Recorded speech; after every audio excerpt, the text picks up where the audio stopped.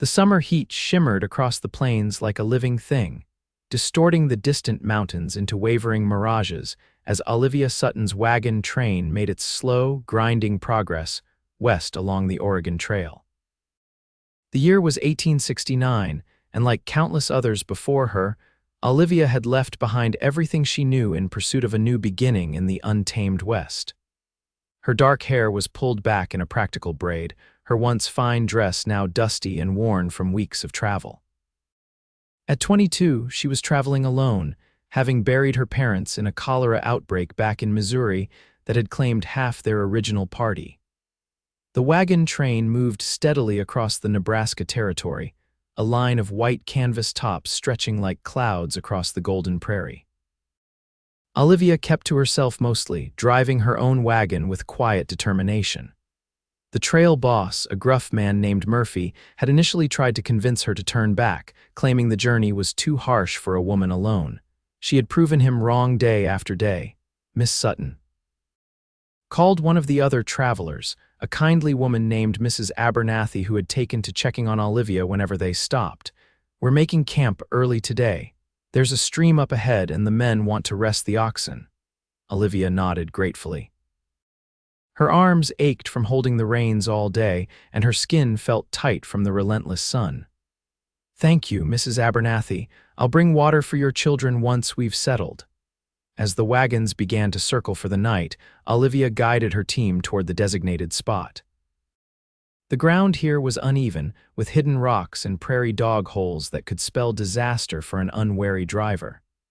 She was just beginning to relax, thinking the day's journey complete, when she heard a terrible splintering crack.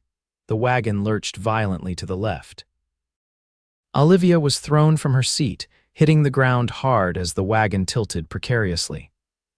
Pain exploded through her body as she tried to scramble away, but too late the left rear wheel had broken completely, sending the wagon crashing down.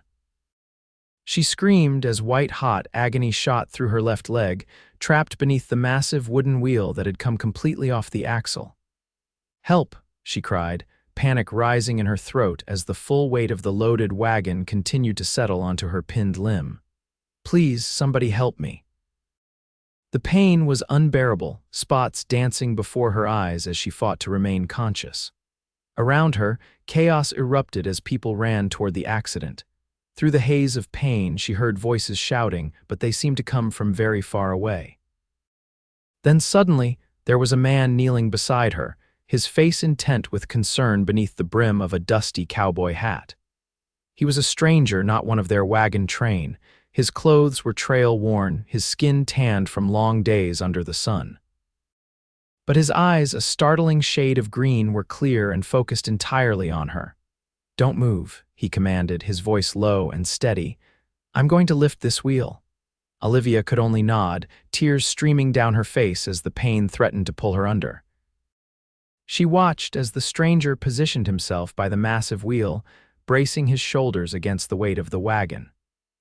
Several other men rushed to help, but he was already straining, muscles bulging beneath his worn shirt as he lifted with seemingly impossible strength. The pressure on her leg eased fractionally, then more as the wheel began to rise. With a final heave that brought a grunt of exertion from his throat, the stranger lifted the wheel high enough for others to pull her free. As soon as she was clear, he let the wheel drop back to the ground with a heavy thud. In one fluid motion, he was beside her again, gathering her gently into his arms. Olivia's vision swam, but she could see the concern etched across his features as he cradled her against his chest. "I've got you," he whispered, so softly that only she could hear. "I've got you now." The world went dark around the edges as pain overtook her, but those words followed her into unconsciousness, a lifeline to which she desperately clung. When Olivia next opened her eyes, night had fallen. She lay on a bedroll beneath the open sky, a small fire crackling nearby. The pain in her leg had dulled to a persistent throb, and when she tried to move, she found it splinted and wrapped tightly with clean bandages. "Easy there," came a voice from beside her. "Doc says you shouldn't move that leg for a while."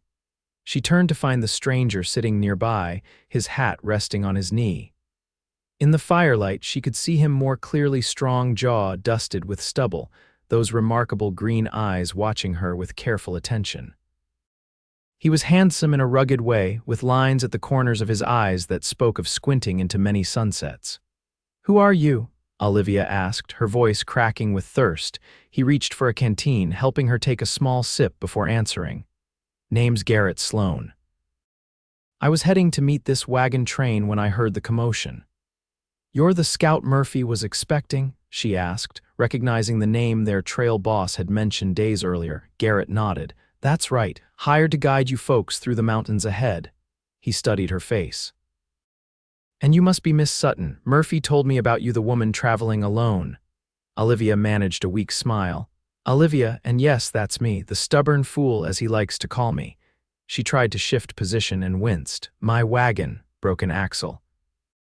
"We've moved your belongings to one of the supply wagons for now." He hesitated. "Doc Jenkins looked at your leg. It's not broken, surprisingly, but badly bruised and twisted. You're lucky?" "Lucky," she repeated, not feeling particularly fortunate at the moment. "I don't feel lucky." Garrett's mouth quirked in what might have been a smile. "You're alive, Miss Sutton. Out here, that's often luck enough." The next morning brought the full reality of her situation into sharp focus. Doc Jenkins, a kindly older man with spectacles perched on his nose, confirmed what Garrett had told her: no broken bones, but severe bruising and a sprained ankle that would take weeks to heal properly. "You can't drive your wagon in this condition," Murphy declared when he came to check on her. The trail boss scratched his gray beard thoughtfully. "We can't spare anyone to drive for you, and we can't delay the whole train. Winter comes early in the mountains." Olivia felt panic rising in her throat. "You can't leave me behind." "You could turn back," Murphy suggested, not unkindly. "The next eastbound wagon train should be coming through in a few weeks." "No," the word came out more forcefully than she intended. "I sold everything to make this journey. There's nothing for me back east." "She can ride with me," came a voice from behind Murphy. Garrett stood there, arms crossed over his chest. "I'll take her in my wagon. It'll be a tight fit with my scouting gear, but we can make it work." Murphy frowned. "Sloan, you're supposed to be riding ahead, scouting our path. And I will, but my wagon can follow with the train. Miss Sutton can rest there during the day. I'll ride back each night." Olivia looked between the two men, aware that they were discussing her fate as if she weren't present. "I don't want to be a burden," she said carefully. Garrett's green eyes met hers directly. "You won't be." And so it was arranged. By midday, Olivia found herself settled in Garrett Sloan's wagon, her few possessions stowed carefully alongside his scouting equipment. His wagon was smaller than her prairie schooner had been, built more for speed and maneuverability than for carrying settlers' household goods. Still, he had arranged a comfortable place for her to rest, padding it with extra blankets. "It's not much," he said, seeming almost embarrassed as he helped her inside, "but it'll keep you dry if it rains." "Thank you," Olivia said simply, knowing the words were inadequate for what he was doing. "Why are you helping me?" Garrett paused, one foot on the wagon step. For a moment he seemed to consider her question seriously. "Out here, we look after each other," he finally said. "It's the only way any of us survive." With that, he tipped his hat and turned to mount his horse, riding ahead as the wagon train began to move once more. Over the next few days, Olivia learned to navigate her new circumstances. During daylight hours, she rode in Garrett's wagon, driven by a young man named Timothy who had been assigned to the task. The motion was painful at first, every jolt sending sharp reminders through her injured leg, but gradually she adapted.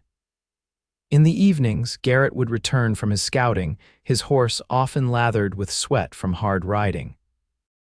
He never complained about giving up his wagon, instead asking after her comfort and bringing small things he thought might help a wildflower to brighten her day.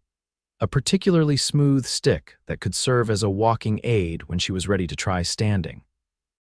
On the fourth night, as they sat by the fire after the evening meal, Olivia finally asked the question that had been on her mind.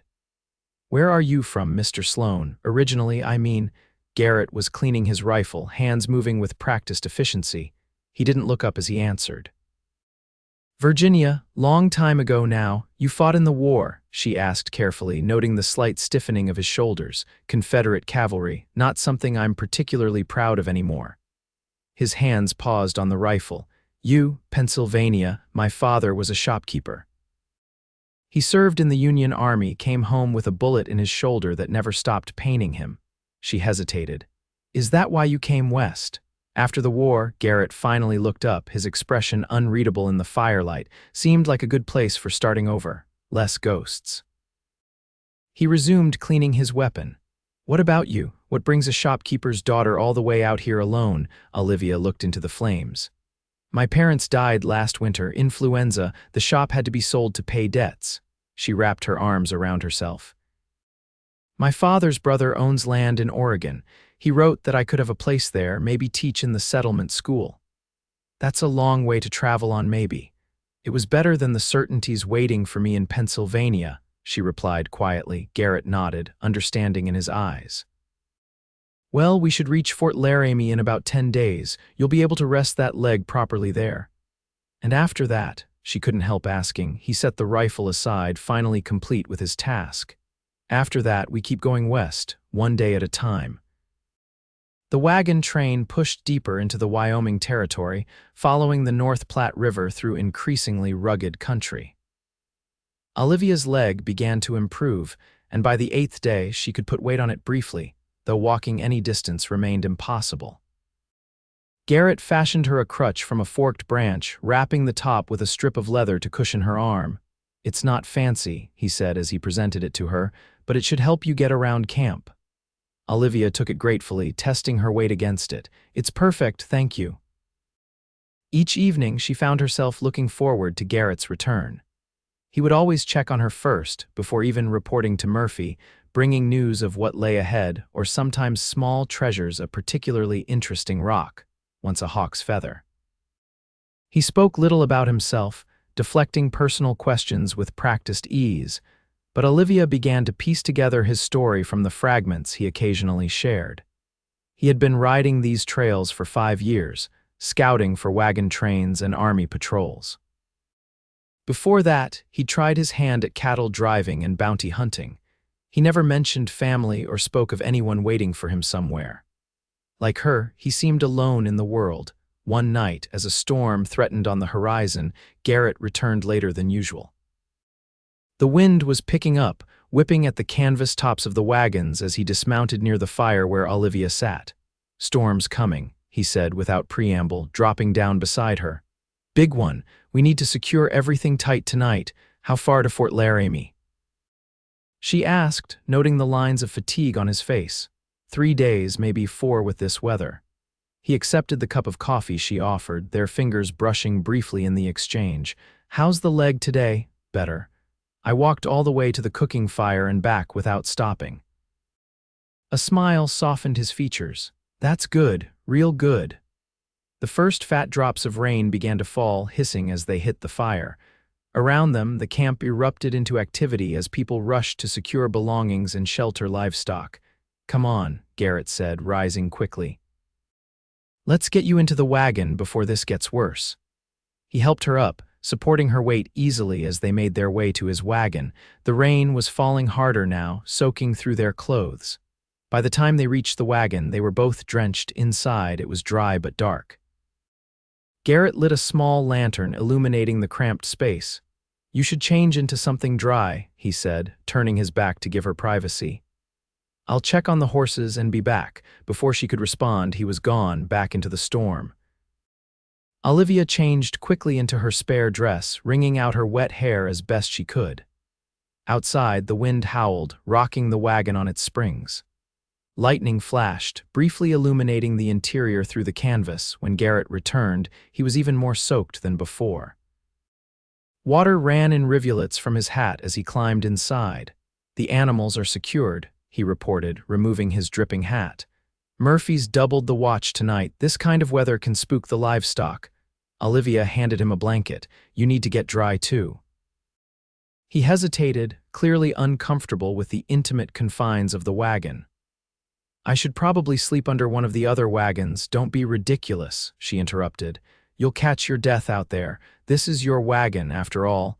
After a moment's hesitation, he nodded. "Turn around then." Olivia obediently faced the canvas wall while he changed into dry clothes. The storm continued to rage outside, thunder crashing so loudly it seemed to shake the very ground beneath them. "All clear," he said eventually. When she turned back, he had spread his bedroll on the opposite side of the small space, keeping as much distance between them as the confines would allow. His wet clothes hung from a rope he'd strung across one corner. "Quite a storm," she said, trying to ease the awkward tension that had fallen between them. "Worst I've seen this season," he agreed, settling onto his bedroll, "but the wagon sound will stay dry." They fell silent, listening to the rain pounding on the canvas above. The lantern cast long shadows around them, making the small space feel at once intimate and strange. Olivia found herself studying Garrett's profile as he stared up at the wagon cover the strong line of his jaw, the way his still damp hair curled slightly at his collar. "Thank you," she said suddenly. He turned his head to look at her. "For what? For everything. For lifting that wheel, for giving up your wagon, for the crutch." She met his gaze steadily. "I'd likely be dead or left behind without you." Something shifted in his expression, a softening around his eyes. "Anyone would have done the same." "No," she said with certainty, "they wouldn't have." The storm raged through the night, but inside the wagon, a different kind of tension built, one made of shared glances and careful words, of the awareness of each other's breathing in the darkness after the lantern was extinguished. Olivia lay awake long after Garrett's breathing had deepened into sleep, wondering at the strange path that had brought her here, to this wagon, with this man who had become her unexpected protector. Morning brought clear skies and mud endless, sucking mud that trapped wagon wheels and slowed their progress to a frustrating crawl.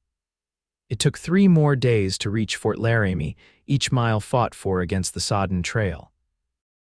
The fort rose from the plains like a miracle of civilization's solid buildings with real walls and roofs, soldiers in uniform, and most wonderfully to Olivia's eyes, women in clean dresses walking about on actual wooden boardwalks. As the wagon train pulled into the designated area outside the fort's walls, Garrett helped Olivia down from the wagon. Her leg had improved enough that she could walk short distances with the crutch, but he kept a supportive hand at her elbow nonetheless. "We'll stay here 3 days," he informed her as they made their way toward the fort. "Enough time to resupply and make repairs, and for you to see the fort doctor about that leg." The fort doctor was a military man named Hargrove, brisk but competent. He examined Olivia's injury with clinical detachment, nodding approvingly at the healing. "Whoever splinted this initially did a fine job," he commented. "Another 2 weeks and you should be walking normally, though I'd avoid any dancing for a while longer." Olivia smiled. "I don't anticipate many dancing opportunities on the trail, Doctor." "No, I suppose not." He rewrapped her leg with fresh bandages. "Still, you're lucky. I've seen wagon wheels do far worse." Later, sitting on a bench outside the fort's small general store while Garrett negotiated for supplies inside, Olivia watched the activity around her with interest. Fort Laramie served as an important way station for travelers, and the diversity of people passing through was fascinating. Soldiers and settlers, hunters and trappers, even a small group of Shoshone who had come to trade. "Mind if I join you?" Olivia looked up to find a woman about her own age standing nearby. She wore a simple but clean dress, her blonde hair neatly pinned beneath a sunbonnet. "Please do," Olivia replied, shifting to make room on the bench. "I'm Rebecca Thompson," the woman said as she sat. "My husband and I are headed to Oregon with the Miller wagon train. We're leaving tomorrow." "Olivia Sutton. I'm with the Murphy train going to Oregon as well." Rebecca glanced at Olivia's bandaged leg. "I heard about your accident. How terrible. Is it healing well?" "Yes, thankfully." "Another few weeks and I should be fully recovered." "And that scout has been looking after you?" Rebecca's tone held a note of curiosity. "Sloan, isn't it?" Olivia felt a flush of warmth rise to her cheeks. "Mr. Sloan has been very kind, yes." Rebecca leaned closer, lowering her voice. The women in my train have been talking about him since we arrived. They say he's the best scout between here and the Rockies, knows the trail better than anyone." She paused, a smile playing at her lips. "And they say he never travels with a woman, until now."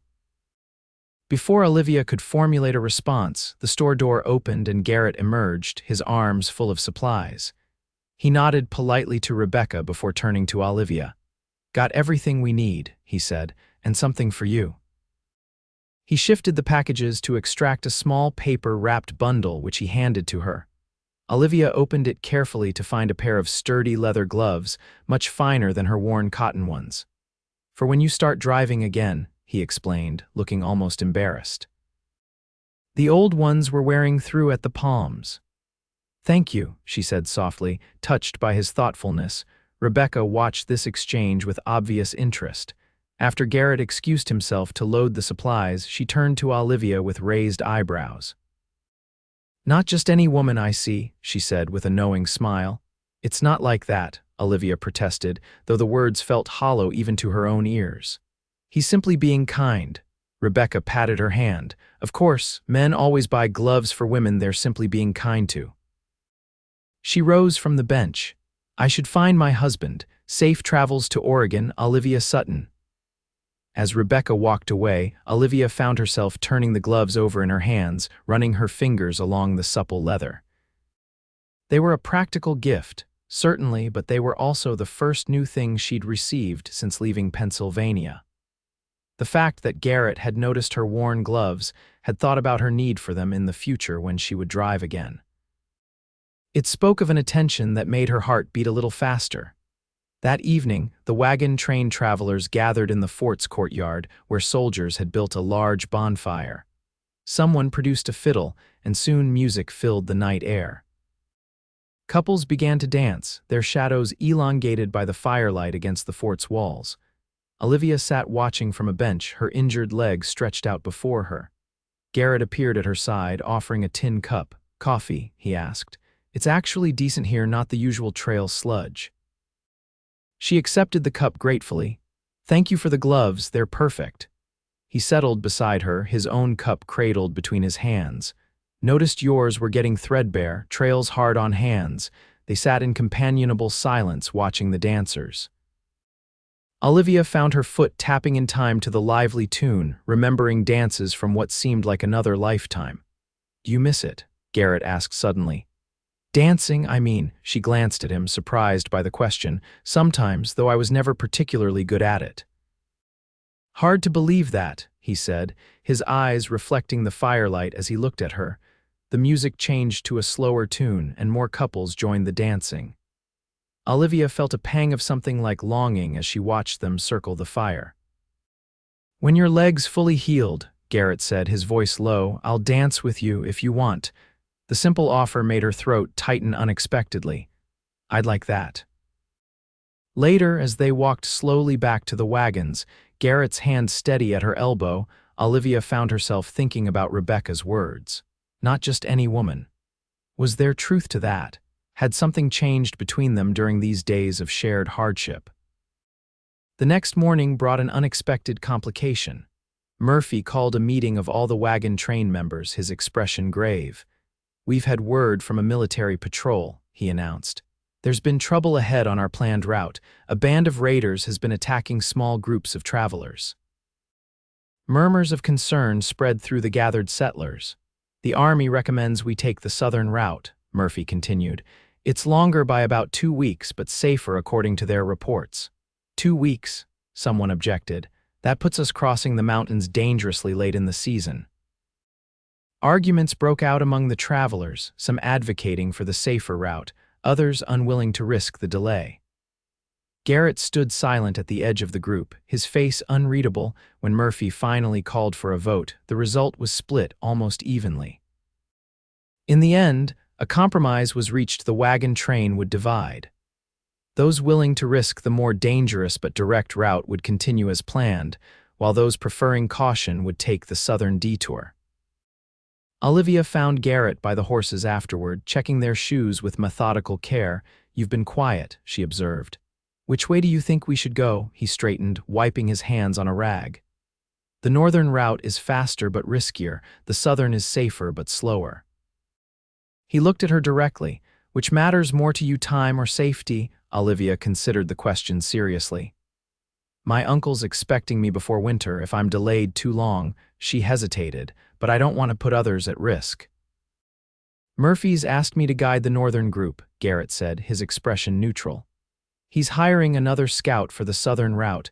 Oh, the implications were clear. If she chose the southern route, their paths would diverge. The thought left her feeling strangely hollow. When do you leave? Tomorrow morning, early. He hesitated, then added, your leg's healing well, you could manage either route now. It was as close as he would come to asking her to stay with him, she realized. The choice was hers to make. That night, as Olivia prepared for sleep in what had become their wagon, she weighed her options carefully. The southern route offered greater safety but would delay her arrival in Oregon by precious weeks. The northern route was faster but carried the risk of encounters with the raiders Murphy had mentioned, and then there was Garrett. In the weeks since her accident, he had become more than just her rescuer or the wagon train's scout. He had become important to her in ways she was only beginning to understand. When Garrett returned from his final meeting with Murphy, his expression told her he was expecting her decision. I'm taking the northern route, she said before he could speak, if you'll still have me in your wagon. Something eased in his shoulders, a tension she hadn't even realized was there. It's your wagon now as much as mine, he said simply. In the morning, the wagon train split. 8 wagons chose the southern route, while 12 including Garrett's would continue on the original trail. Goodbyes were exchanged, supplies divided, and by mid-morning they were underway again, a smaller caravan now heading northwest toward the distant mountains. The landscape began to change as they traveled, the relatively flat plains giving way to rolling hills and increasingly dramatic outcroppings of rock. Olivia, who had never ventured beyond Pennsylvania before this journey, found herself enchanted by the wild beauty around them. Her leg continued to improve, and soon she was able to walk without the crutch for short distances. Garrett watched her progress with evident satisfaction, though he still insisted on helping her in and out of the wagon. You don't need to keep babying me, she told him one evening as he offered his arm for support. I'm quite capable now. A smile quirked at the corner of his mouth. Maybe I like helping you. The simple admission startled her into silence. It was the closest he had come to expressing any personal feelings toward her. Before she could formulate a response, Murphy called for Garrett, breaking the moment. That night, Olivia lay awake long after Garrett's breathing had deepened into sleep across the wagon. Maybe I like helping you. The words replayed in her mind, along with the way his eyes had held hers when he said them. Was it possible he felt the same inexplicable pull that she experienced whenever he was near? The next day brought their first real test. As they traversed a narrow pass between towering rock formations, Garrett rode back at a gallop, his expression tense. Riders coming, he reported to Murphy. 6 of them, moving fast. The wagon train circled quickly, a defensive formation they had practiced but never needed to implement. Men readied rifles while women and children took shelter inside the wagons. Garrett positioned himself at the front of the circle, rifle across his saddle. The approaching riders slowed as they spotted the defensive arrangement, stopping just within shouting distance. Their leader, a hard-faced man with a scar across his cheek, called out, "We ain't looking for trouble, just passing through." Murphy and Garrett exchanged glances. From her position inside the wagon, Olivia could see the tension in Garrett's shoulders as he called back. This is a mighty peculiar route for just passing through. The standoff continued for several tense minutes, neither side willing to back down. Finally, the riders conferred briefly, then turned their horses and disappeared back the way they had come. The wagon train remained in defensive position until Garrett scouted ahead and confirmed the men were truly gone. Only then did they resume their journey, though with heightened vigilance. That evening, the mood in camp was subdued. Watches were doubled, and many slept with weapons close at hand. Garrett returned late from scouting the back trail, his face grim as he joined Olivia by their small fire. "They're following us," he said without preamble, keeping his voice low. "Keeping their distance, but definitely tracking our movements." Olivia felt a chill that had nothing to do with the night air. "Raiders," he nodded, accepting the plate of beans she offered. "Likely the same group that's been causing trouble. They usually hit at night or in narrow passes where wagons can't maneuver. What will we do?" Garrett ate a few bites before answering. "Keep moving, stay vigilant. I've told Murphy to have everyone ready to fight if necessary." The calm practicality in his voice was reassuring, but Olivia could see the concern in his eyes. "Have you encountered raiders before?" "A few times." He set his empty plate aside. "Most are opportunists. They look for easy targets, small groups, poorly armed. We're neither. But you're still worried." He met her gaze directly. "I'm cautious. There's a difference." They were interrupted by Murphy, who came to discuss watch rotations for the night. Olivia retreated to the wagon, but sleep proved elusive. She kept thinking about the hard-faced men who were somewhere out there in the darkness, watching and waiting. When Garrett finally joined her hours later, she was still awake. "You should be sleeping," he said softly, settling onto his bedroll. "So should you," he chuckled, a low sound in the darkness. "Fair point." After a moment of silence, Olivia asked the question that had been troubling her. "If they attack, what are our chances?" Garrett didn't immediately answer, and she appreciated that he wasn't offering empty reassurances. "Better than theirs," he finally said. "We have good men and they're protecting their families. That counts for a lot. And if we make it through this." "What then?" she heard him shift in the darkness. "Then we keep going west, one day at a time." "Is that what you'll do too? Keep going west?" His voice was quieter when he replied.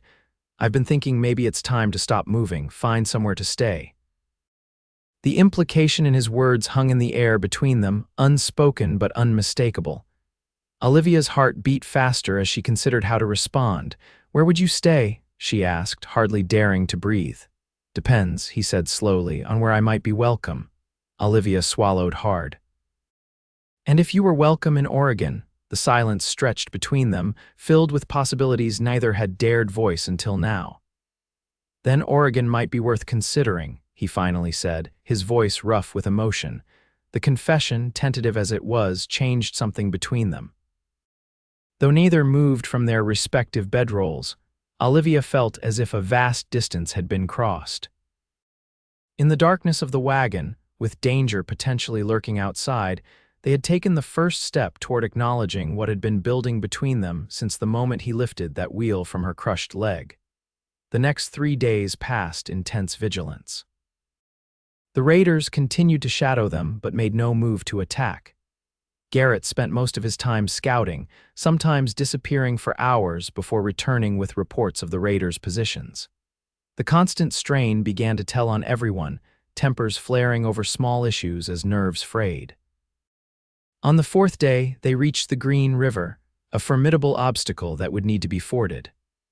The crossing point was wide but relatively shallow, with a firm bottom that could support the wagons. Still, it would be a dangerous undertaking, a moment of vulnerability that Garrett feared the raiders might exploit. "We cross at first light," Murphy decided after consulting with Garrett. "All together as quickly as possible." That night, no one slept much. The wagons were positioned close to the riverbank, ready for the morning crossing. Extra guards were posted, and Garrett himself took the last watch, scanning the darkness for any sign of movement. Olivia joined him as dawn began to lighten the eastern sky, bringing him a cup of hot coffee. "Anything?" she asked quietly, standing beside him at the edge of camp. He shook his head, accepting the coffee gratefully. "Too quiet, I don't like it." As the sun breached the horizon, the wagon train stirred to life. Teams were hitched, belongings secured, and final preparations made for the crossing. Garrett would go first, testing the ford, followed by the wagons in tight formation. He paused before mounting his horse, turning to Olivia. "Stay in the wagon, keep your head down until you're across." She nodded, reading the concern in his eyes. "Be careful." For a moment, he looked as if he might say more. Instead, he reached out and briefly touched her cheek, a gesture so unexpected and tender that it left her breathless. Then he was gone, swinging up onto his horse and riding toward the river. The crossing began smoothly. Garrett guided his horse through the water, which rose to the animal's chest at the deepest point but presented no serious difficulty. The first wagon followed, then the second, making steady progress. Olivia's wagon, Garrett's wagon, really, though she had come to think of it as theirs, was sixth in line. Timothy, still serving as her driver, clicked to the horses as they entered the water. The wagon rocked as it descended the bank, water swirling around the wheels. They were halfway across when the attack came. The raiders appeared on both banks simultaneously, firing rifles into the air and charging toward the vulnerable wagon train. Shouts and screams erupted as the settlers scrambled for weapons, trying to defend themselves while managing teams of frightened horses. Olivia caught a glimpse of Garrett plunging back into the river, riding hard toward the wagons, his rifle raised. Then Timothy was hit, not badly, a graze across his arm, but enough to make him lose control of the team. The horses panicked, veering sharply to the right and pulling the wagon into deeper water. Water rushed into the wagon bed as it tilted dangerously. Olivia grabbed for anything to hold on to as the current caught them, threatening to overturn the wagon completely. She could hear shouting, gunfire, the terrified whinnying of horses, but it all seemed distant compared to the immediate danger of the rushing water. With a sickening lurch, the wagon struck something underwater, a rock or submerged log, and began to tip. Olivia was thrown against the side, then into the water as the wagon rolled. The cold shock of it stole her breath, the current immediately sweeping her downstream. Her injured leg throbbed with pain as she fought to keep her head above water, the weight of her sodden dress dragging her down. She managed to grab a floating piece of wood part of the wagon, she realized, and clung to it desperately. The river carried her swiftly away from the crossing point, around a bend where the sounds of fighting faded. Ahead, she could see that the river narrowed, the current growing stronger. If she couldn't get to shore before then, her arms ached with the effort of holding onto the makeshift raft. Her injured leg was all but useless in the water, and each time she tried to kick toward shore with her good leg, the current thwarted her efforts. The far bank seemed impossibly distant, a green blur through water-splashed eyes. Just as her strength was failing, something struck the water beside her. A rope. She grabbed for it instinctively, missed, then caught it on the second try. It pulled taut immediately, dragging her toward the shore. Gasping and shivering, Olivia was pulled from the river's clutches onto a muddy bank. She lay there for a moment, coughing up water, before raising her head to see her rescuer. Garrett knelt beside her, his clothes soaked, his hat gone. A bleeding cut marked his forehead, but his eyes were clear and focused entirely on her. "Are you hurt?" he demanded, his hands already checking her for injuries. "No," she managed between coughs. "Just cold, my leg. Can you stand?" With his help, she struggled to her feet, her injured leg protesting but bearing her weight. Only then did she look back toward the crossing, where smoke rose from at least one wagon. "The others?" she asked, dreading the answer, fighting back. The raiders didn't expect so much resistance. His arm remained around her waist, supporting her. "I saw your wagon overturn, I thought." His voice broke and he didn't finish the sentence. "You came after me," she said, understanding dawning. "You left the fight to come after me." His eyes, when they met hers, held no apology. "Yes." The simple admission contained volumes. In that moment, with water still dripping from her hair and the sounds of distant conflict in their ears, everything between them clarified with crystalline perfection. "Garrett," she began, but he was already lowering his head, his lips finding hers with an urgency born of fear and relief, and something much deeper. The kiss was brief but fierce, a confirmation of life and possibility. When they parted, his forehead rested against hers, their breath mingling in the small space between them. "I thought I'd lost you," he whispered. "I'm here," she assured him, her hands clutching the wet fabric of his shirt. "I'm right here." Reality intruded as gunshots echoed from around the bend. Garrett straightened, his expression shifting back to the alert scout. "We need to get back. Can you walk?" "Yes, let's go." They made their way along the riverbank, Olivia leaning on Garrett more heavily than she wanted to admit. By the time they rounded the bend and the crossing came into view, the fighting appeared to be over. 2 wagons were burning, their contents lost, but the rest of the train had formed a defensive circle on the far bank. Bodies raiders, Olivia noted with relief, lay scattered along both shores. A cheer went up as they were spotted. Murphy himself waded into the shallows to help them across the last stretch of water, his grizzled face splitting into a rare smile. "Thought we'd lost you both," he said, clapping Garrett on the shoulder. "The raiders are scattered, 4 dead, the rest fled." "We lost no one, though the Hendersons and Wilsons lost their wagons." It was a miracle. Olivia realized no deaths among their party despite the ferocity of the attack. As they reached the wagons, she saw families reuniting, people tending to minor wounds, the communal relief of survival. Her own wagon was gone, she learned, swept downstream after overturning. Timothy had managed to swim to shore with a bullet graze on his arm, but was otherwise unharmed. Most of her possessions were lost, though a few items had been rescued as they floated past the bank. "We'll make room for you," Mrs. Abernathy assured her, wrapping a dry blanket around Olivia's shoulders. "Everyone will share what they can spare." Garrett was immediately pulled into a council with Murphy and the other men, discussing pursuit of the raiders and plans for continuing their journey. Olivia watched him from a distance, noting how the others deferred to his expertise, the natural authority he carried without apparent effort. They remained at the crossing site for 2 days, drying salvaged goods, repairing minor damage to wagons, and allowing the injured livestock time to recover. The community pulled together, sharing resources and labor. Olivia found herself taken in by the Abernathy family, who made space for her in their already crowded wagon. Garrett was constantly busy, organizing hunting parties to replenish their meat supplies and scouting to ensure the raiders didn't return.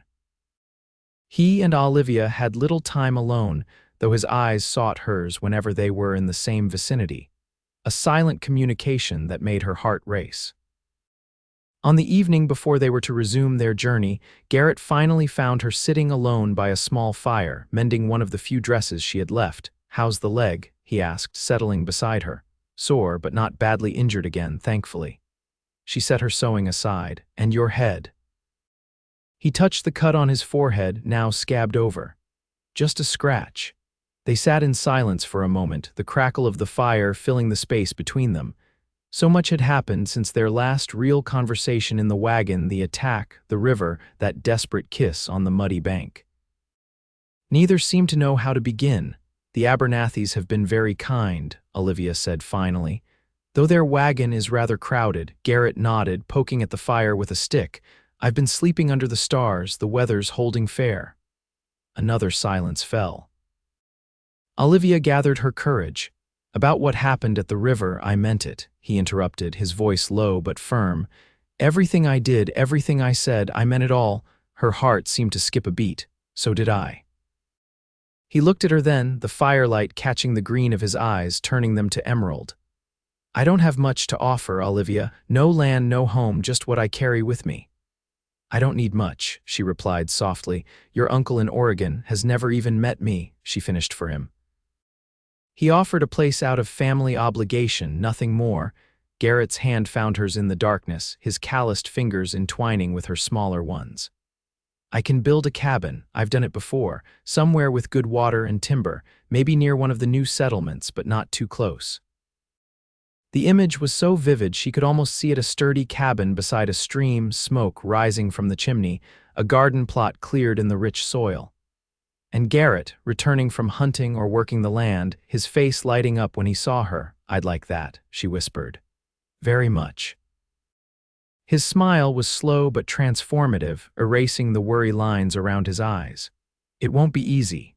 Nothing worthwhile ever is," he laughed softly, shaking his head. "When did you get so wise, Olivia Sutton?"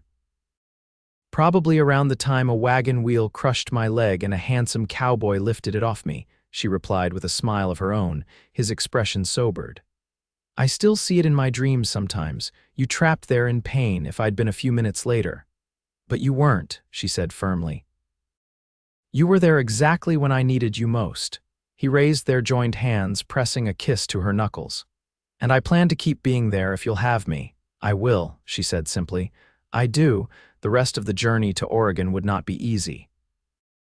There were still mountains to cross, rivers to ford, and the constant challenges of weather and terrain. But as Olivia looked into Garrett's eyes that night, she knew with absolute certainty that whatever lay ahead, they would face it together. The wagon train resumed its westward journey the next morning, climbing gradually into more mountainous terrain. As the landscape changed, so did Olivia's relationship with Garrett.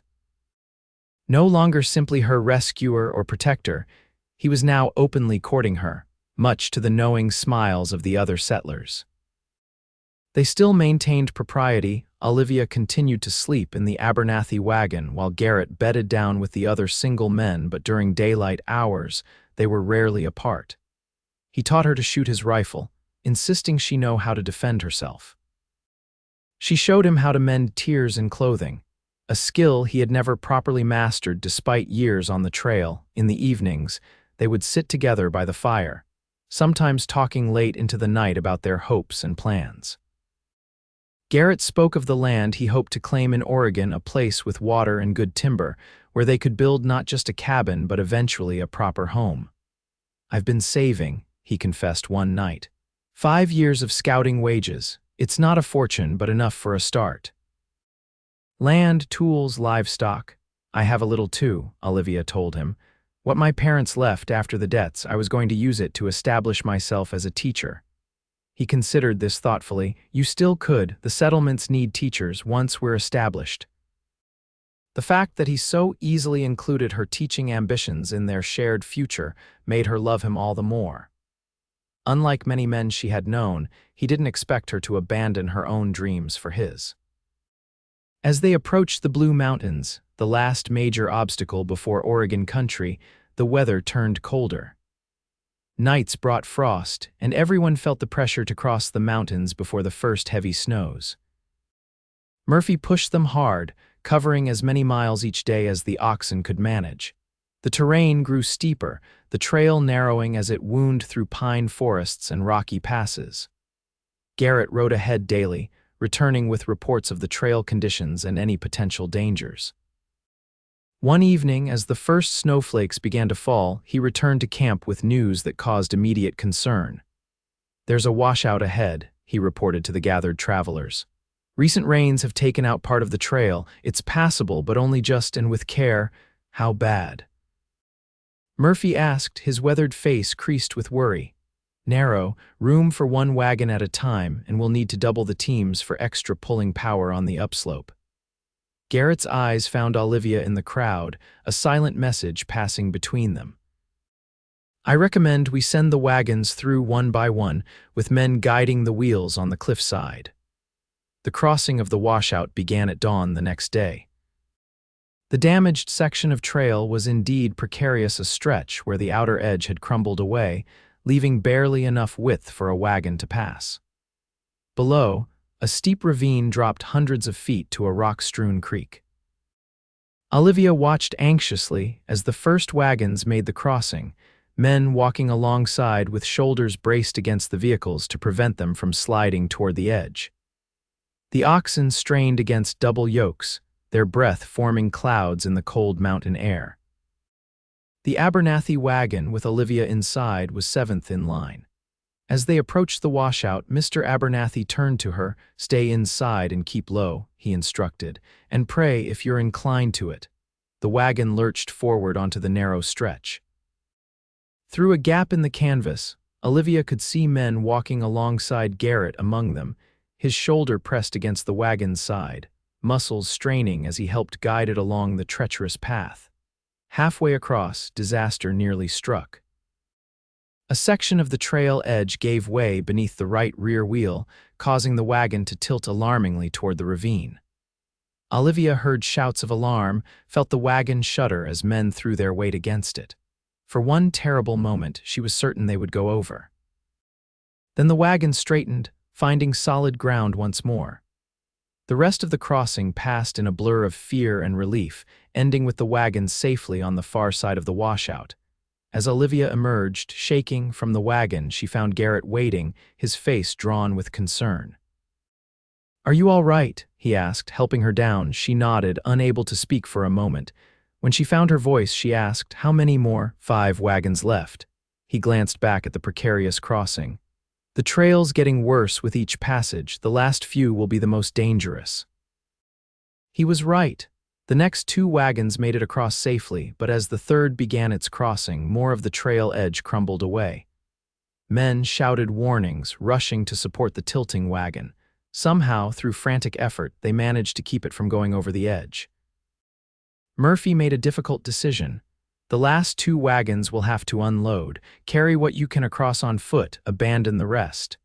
It was a devastating blow to the families involved, but they had no choice. Essential supplies, clothing, and irreplaceable family heirlooms were carried across the gap by hand, while furniture and heavier items had to be left behind. The empty wagons were then abandoned, unable to make the increasingly dangerous crossing. By nightfall, everyone had made it safely across the washout, though at significant cost to the last 2 families. The camp that night was subdued, the reality of their situation weighing heavily on everyone. They had survived, but winter was coming, and they still had miles to go before reaching the settlements in Oregon. Olivia found Garrett sitting alone on a fallen log at the edge of camp, staring out at the darkened mountains. She settled beside him, drawing her shawl tighter against the cold. "You saved lives today," she said softly. "That wagon would have gone over if not for you and the others." He shook his head slightly. "We were lucky, too lucky. We should have scouted an alternate route. There wasn't time." "You said so yourself. We need to cross the mountains before the heavy snows." He sighed, his breath visible in the chill air. 2 families lost nearly everything they owned, but not their lives, not each other. She placed her hand on his arm. "That's what matters most." He covered her hand with his own, his skin warm despite the cold. "You're right, it's just, I feel responsible for these people, for you, and we trust you," she said simply. "All of us." He turned to face her, his expression serious in the moonlight. "When we reach Oregon, when we find our land and build our home, I want to marry you, Olivia, properly in a church if we can find one." Though they had spoken of a future together, he had never been so direct. The proposal, unadorned and heartfelt, brought tears to her eyes. "Yes," she whispered. "Yes, I will marry you, Garrett Sloan." He drew her into his arms then, his kiss warming her despite the mountain chill. In that moment, surrounded by wilderness and uncertainty, Olivia felt an overwhelming sense of rightness. Whatever hardships lay ahead, they would face them together. The final push through the Blue Mountains tested everyone's endurance. The trail grew steeper, the weather colder, and game scarcer. They traveled each day from dawn until dusk, making the most of the limited daylight. At night, fires burned constantly as protection against both the cold and the mountain lions that sometimes prowled the edges of camp. Garrett pushed himself hardest of all, scouting ahead each day and often hunting well into the evening to provide meat for the dwindling supplies. Olivia worried about the toll it was taking on him, but he brushed aside her concerns. "We're close," he assured her one night as they shared a rare moment alone by the fire. "Another week, maybe less, and we'll reach the Grand Ronde Valley. From there, it's easier going to the settlements." The promise of an end to their journey brought both relief and a new kind of anxiety. For months, the wagon train had been their world, its daily rhythms and challenges defining their existence. Soon, they would need to create a new life from scratch in an unfamiliar land. "Have you thought about where exactly we'll settle?" Olivia asked, feeding small sticks into the fire. Garrett nodded. "There's good land in the Willamette Valley. Rich soil, plenty of water, not too far from Oregon City, where you might find teaching work eventually." She smiled at his consideration. "And what will you do, besides building our cabin and clearing land?" He was quiet for a moment, contemplating. "I've been thinking about that. I'm a good hunter, know the territory better than most. Might hire out as a guide for new settlers, at least until our farm is established. You wouldn't go back to scouting for wagon trains." The idea of him leaving for months at a time made her heart constrict. "No," he said firmly, "no more long journeys. Whatever I do, I'll come home to you each night." The promise warmed her more than the fire before them. 3 days later, as predicted, they crested the final mountain pass and looked down upon the Grand Ronde Valley spread below them like a promise. The sight brought cheers from the weary travelers, their first glimpse of Oregon country, the land that had drawn them across 2,000 miles of hardship and danger. The descent into the valley was arduous, but spirits remained high. For the first time in weeks, they found adequate grazing for the oxen and plentiful water. The weather, too, seemed to favor them, turning milder as they dropped in elevation. In the valley, they encountered their first outpost of civilization since Fort Laramie, a small trading post operated by a weathered mountain man and his Native American wife. Here, they learned that they were indeed ahead of the winter storms and could expect to reach the main settlements within 2 weeks. At the trading post, Garrett purchased a simple gold band, his engagement gift to Olivia. It was plain, unadorned except for a small etched pattern around its circumference, but to Olivia it was more precious than the finest jewel.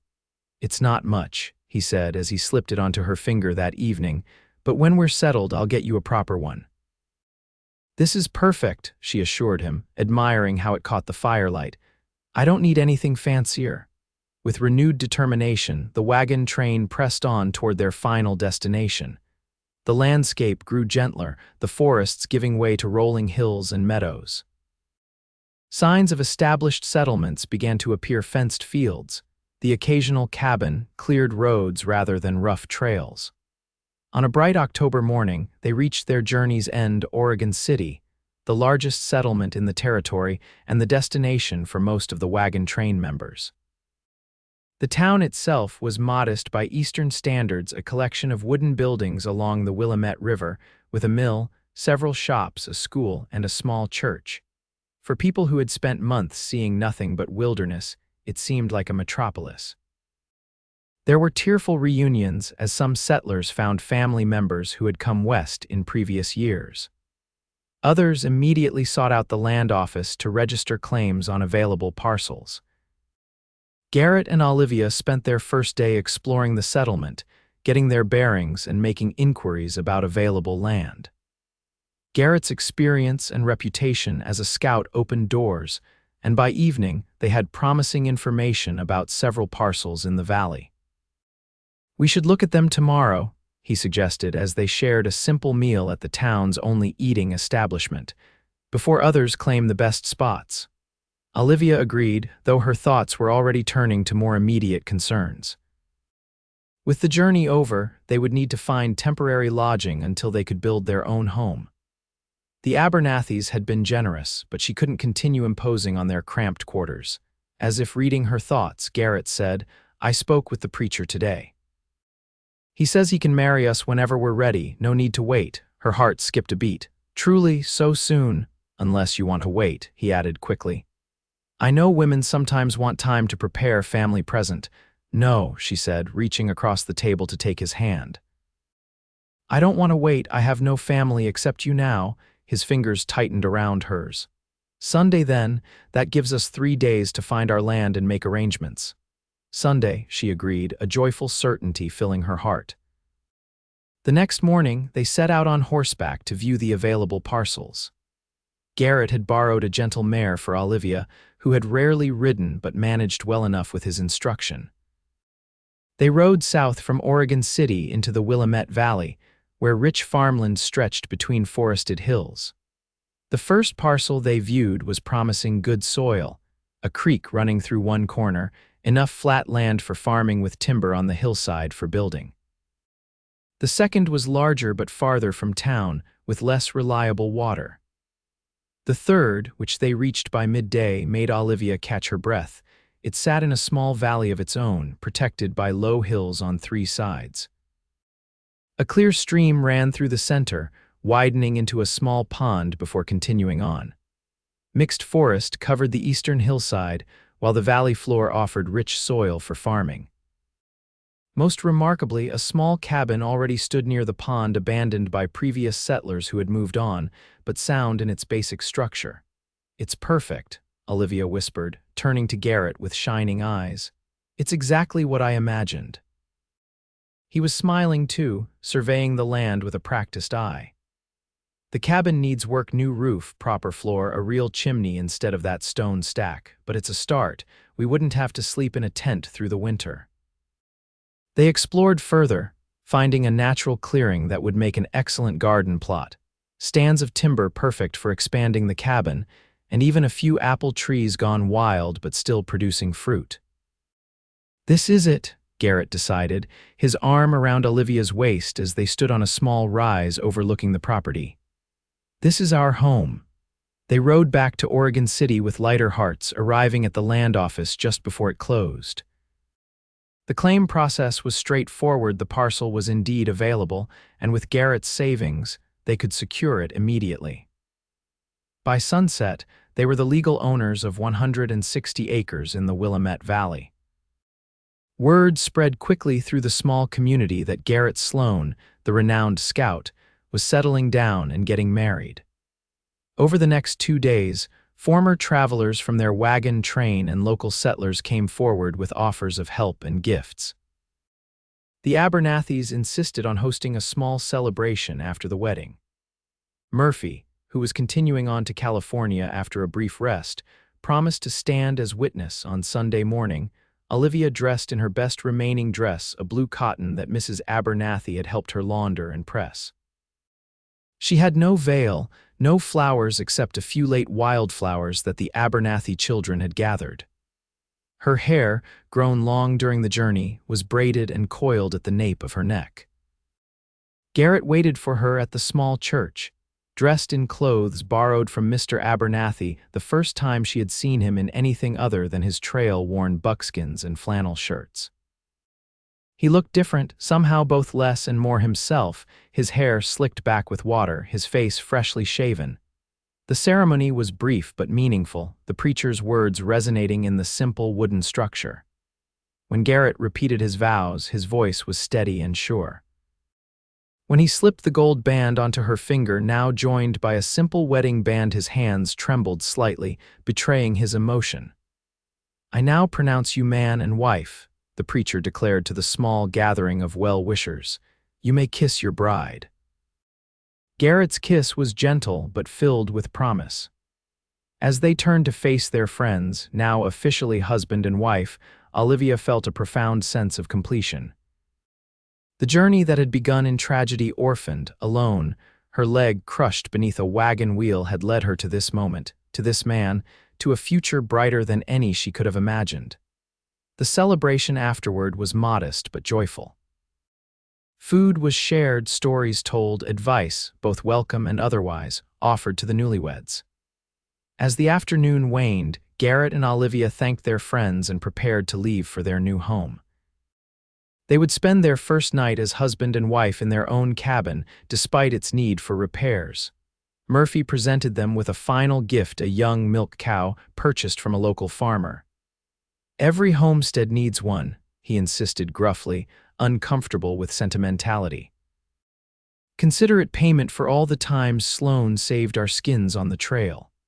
With heartfelt farewells, they set out for their land, Garrett driving a borrowed wagon loaded with supplies, Olivia beside him, the cow tethered behind.